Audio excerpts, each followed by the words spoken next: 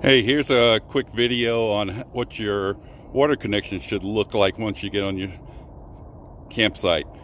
You should be connected with an L-shaped connection to the city water connection on your trailer, and then put a water filter with a flexible connection, and then you should have a potable water hose that goes back over to the water pedestal.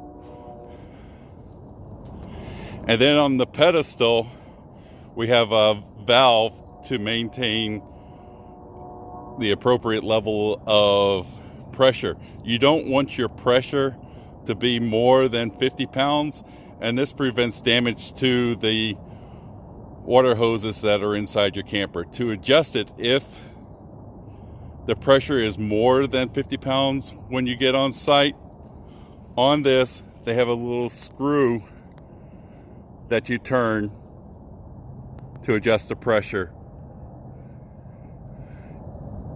clockwise to increase the pressure, counterclockwise to reduce the pressure.